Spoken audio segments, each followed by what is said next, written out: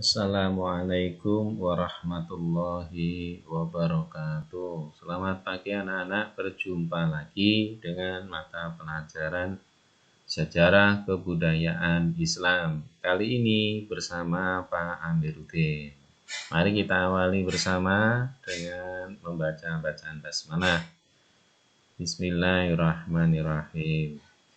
Nah anak-anak, pada video pembelajaran yang lalu ya disampaikan tentang khalifah-khalifah besar dinasti Abbasiyah beserta kemajuan-kemajuan yang dicapai pada masanya. Nah, pada kali ini kami sampaikan kemajuan peradaban dan kebudayaan Islam masa Daulah Abbasiyah. Apa saja toh kemajuan peradaban dan kebudayaan yang sudah dicapai di masa Daulah Abbasiyah itu? Nah, mari kita perhatikan tayangan video pembelajaran kali ini. Anak-anak, ya, Daulah Abbasiyah yang berkuasa selama 5,5 abad ya adalah salah satu pemerintahan dalam sejarah Islam yang sangat mementingkan usaha perkembangan peradaban Islam. Jadi telah banyak prestasi yang ditorehkan oleh Daulah Abbasiyah ini ya, dari perluasan wilayah, pengembangan ilmu pengetahuan hingga seni bangunan arsitektur. Ya, apa anak-anak kemajuan di bidang apa? Perluasan wilayah, apalagi pengembangan ilmu pengetahuan, apalagi seni bangunan arsitektur. Ya, mestinya masih banyak lagi kemajuan-kemajuan di bidang lainnya.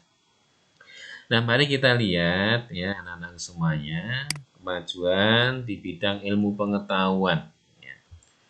Periode awal pemerintahan ya Daulah Abbasiyah ini memiliki khalifah-khalifah yang memiliki perhatian besar terhadap pengembangan ilmu pengetahuan. Siapa di antara khalifah yang perhatian terhadap pengembangan ilmu pengetahuan? Antara lain adalah Khalifah Abu Ja'far Al-Mansur. Siapa anak-anak? Khalifah Abu Ja'far Al-Mansur. Dikenal sebagai seorang khalifah yang cinta ilmu pengetahuan, sehingga harta dan kekuasaannya itu ya dimanfaatkan untuk pengembangan dan kemajuan ilmu pengetahuan. Ya, ingat-ingat itu ya anak-anak ya. Nah, pada periode inilah ya, landasan bagi perkembangan ilmu pengetahuan disiapkan. Ya. Khalifah Abu Ja'far Al-Mansur secara langsung meminta kepada para ilmuwan untuk secara serius mengembangkan pengetahuan yang dimilikinya. Untuk apa? Ya, untuk kemaslahatan umat manusia. Ya. Kerjasama yang apik antara ilmuwan dan pemerintah melahirkan para ilmuwan muslim dari berbagai disiplin ilmu pengetahuan, kedokteran, filsafat, kimia, botani, astronomi, matematika, dan lain-lain. Sangat maju anak-anak ilmu pengetahuan di masa Khalifah Abu Ja'far Al-Mansur. Nah, terdapat beberapa faktor yang menyebabkan ilmu pengetahuan berkembang dengan pesat di masanya. Ya, apa saja? Yang pertama, terjadinya asimilasi budaya, bahasa, ya, pengetahuan antara bangsa Arab dengan bangsa lainnya. Ya, asimilasi itu apa toh? Perpaduan, ya, perpaduan. Yang kedua, gerakan penerjemahan berbagai ilmu pengetahuan dari bahasa asalnya ke bahasa Arab. Jadi gerakan penerjemahan ini berlangsung sejak Khalifah Abu Ja'far Al-Mansur hingga Khalifah Harun Ar-Rasyid. Buku-buku klasik Romawi dan Yunani yang terdiri dari berbagai disiplin ilmu filsafat, ya, astronomi, farmasi, dan seni budaya itu dialih bahasakan atau diterjemahkan dalam bahasa Arab sehingga masyarakat rakyatnya itu mudah untuk memahaminya, ya, mudah untuk mempelajarinya dengan berbahasa Arab. Yang ketiga, ya, pendirian pusat studi dan kajian yang diberi nama Baitul Hikmah. Jadi tempat ini bukan saja hanya menjadi pusat studi orang-orang di wilayah Baghdad, tapi hampir dari seluruh penjuru dunia. Nah, ibaratnya seperti yang tertayang di gambar ini, ya, suasana Baitul Hikmah. Ya, pada saat itu seperti ini sudah merupakan suatu kemajuan yang luar biasa. Yang keempat anak-anak, pembentukan Majelis Munadharah pada masa Khalifah Abdullah Al-Ma'mun. Majelis apa anak-anak? Munadharah. Ya, pada masa siapa? Khalifah Abdullah Al-Ma'mun, menjadi pusat kajian yang mengupas segala persoalan hukum keagamaan. Itu antara lain kemajuan di bidang apa tadi? Ilmu pengetahuan. Baik. Berikutnya kemajuan, ya, penertiban administrasi pemerintahan. Nah, anak-anak, usaha membangun peradaban emas juga terjadi pada bidang administrasi pemerintahan Daulah Abbasiyah. Ya, pengangkatan wazir. Nah, wazir itu adalah perdana menteri, ya, yang bertugas membantu khalifah dalam menjalankan roda pemerintahan. Wazir dibantu oleh beberapa departemen. Nah, ini dibenahi, ya, administrasi pemerintahannya.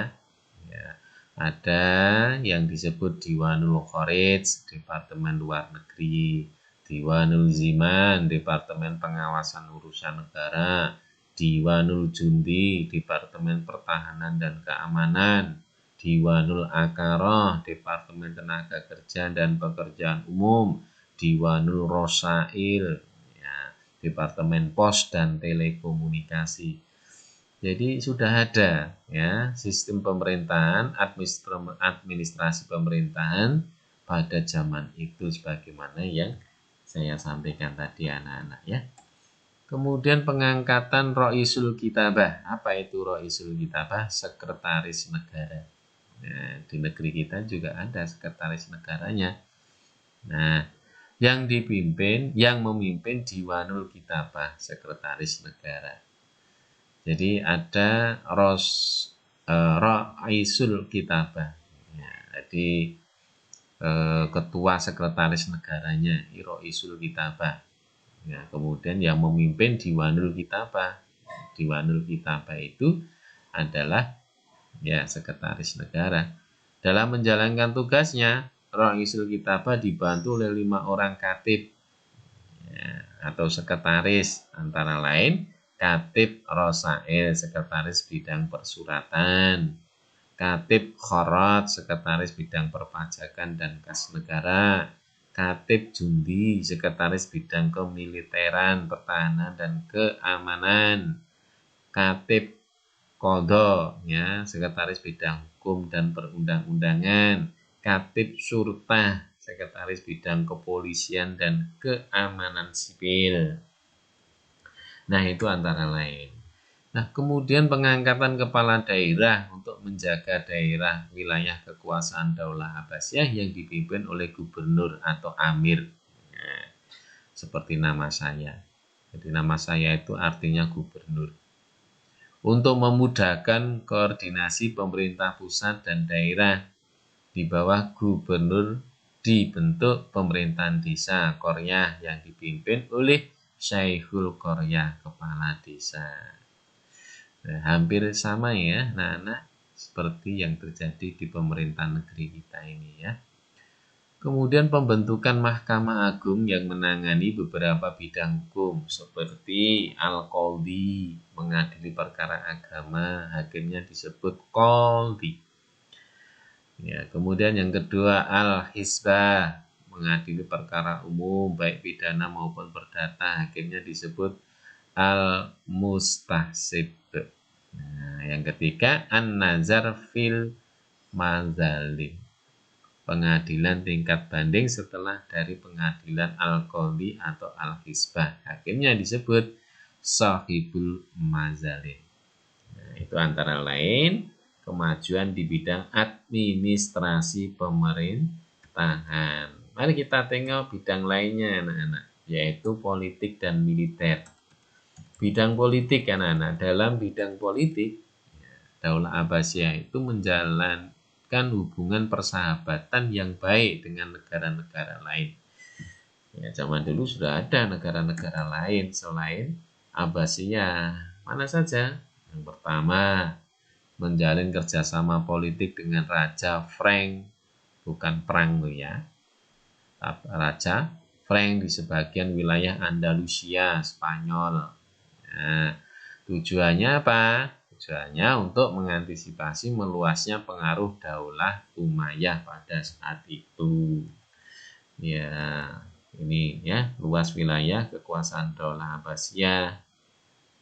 Yang kedua, menjalin hubungan dengan Afrika Barat. Tujuannya apa? Untuk menambah kekuatan dan kekuasaan Abbasiyah di Baghdad, Irak. Itu antara lain ya. Maksud menjalin kerjasama dengan negara-negara lain itu di bidang politik. Nah, sekarang di bidang militer. Daulah Abbasiyah pernah mencapai profesionalisme militer yang terjadi pada periode pertama dan periode kedua pemerintahannya. Sekitar 100 tahun lamanya, kebijakan politik dan militer sepenuhnya mandiri di tangan para khalifah Daulah Abbasiyah tanpa dipengaruhi oleh bangsa manapun. Luar biasa anak-anak. Kebijakan di bidang militer ini diatur sendiri oleh Daulah Abbasiyah tanpa adanya campur tangan bangsa-bangsa lain. Setidaknya ada 4 periode kepemimpinan Daulah Abbasiyah dalam mewujudkan kemandirian politik dan militer. Siapa? Yang pertama, periode pertama tahun 750 hingga 847 Masehi. Kebijakan militer yang diambil pada periode ini merupakan usaha para khalifah dalam memberikan landasan pemerintah yang tangguh dan militer yang kuat. Kemudian periode kedua ya, tahun 847 sampai dengan 946 Masehi. Nah, periode ini kebijakan politik dan militer Daulah Abbasiyah banyak dipengaruhi oleh orang-orang Turki. Hal ini mengakibatkan banyak orang Turki yang menduduki posisi penting dalam jabatan militer Daulah Abbasiyah. Nah, kemudian periode yang ketiga, tahun 946 sampai dengan 1094 Masehi, munculnya kekuatan politik dari Bani Buwayhi yang beraliran Syiah. Mereka dapat mengontrol pemerintahan Daulah Abbasiyah, bahkan mampu menekan Khalifah Abbasiyah saat itu, Khalifah Al-Mustakfi. Nah, itu ya, periode yang keempat, tahun 1094 sampai dengan 1258 Masehi. Pemerintahan Daulah Abbasiyah di bawah kendali orang-orang Seljuk dari Turki. Ya, mereka mampu menghilangkan dominasi Bani Buwayhi yang berkuasa lama dalam pemerintahan Daulah Abbasiyah. Ini Bani Seljuk. Baik, kemudian kemajuan di bidang ekonomi, ya, perdagangan, perindustrian, dan pertanian. Nah, anak-anak, peningkatan taraf hidup masyarakat dalam bidang ekonomi masa Daulah Abbasiyah itu sebenarnya telah dimulai saat Khalifah Abu Ja'far Al-Mansur berkuasa. Jadi ia merupakan tokoh utama dari peletak dasar ekonomi Daulah Abbasiyah. Ya, sikap tegas, adil, dan bijaksana membawa Daulah Abbasiyah maju dalam berbagai bidang. Di masa siapa? Khalifah Abu Ja'far Al-Mansur, bahkan mempunyai koin emas pada saat itu seperti yang ada di tayangan ini. Ya.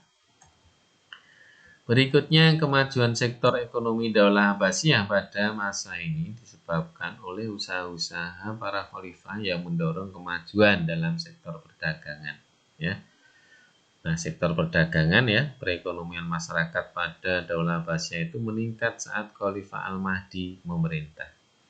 hubungan luar negeri Daulah Abbasiyah dengan kerajaan-kerajaan lain telah membawa peningkatan kesejahteraan masyarakat dan menambah kas negara. Kemudian sektor perindustrian. Khalifah Daulah Abbasiyah memiliki perhatian yang sangat serius dalam memenuhi kebutuhan masyarakatnya. Untuk itu, mereka aktif mendorong kemajuan sektor perindustrian.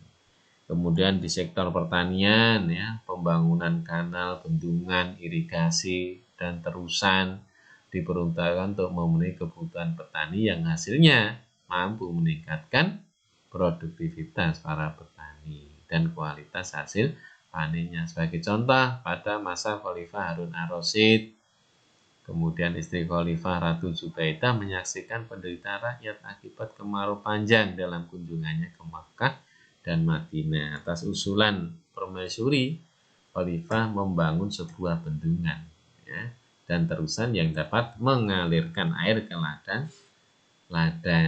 dan untuk kebutuhan hidup para petani. Itu kemajuan di bidang perekonomian. Masih banyak lagi kemajuan di bidang lain ya. Itu dulu, insya Allah besok kita lanjutkan pada kemajuan di bidang seni dan budaya. Itu dulu ya anak-anak ya. Kamu ulang-ulang lagi video pembelajaran ini hingga kalian paham. Bisa kamu perdalam dengan baca buku LKS dengan bab yang sama. Kita akhiri dengan bacaan alhamdulillahirabbil alamin. Assalamualaikum warahmatullahi wabarakatuh.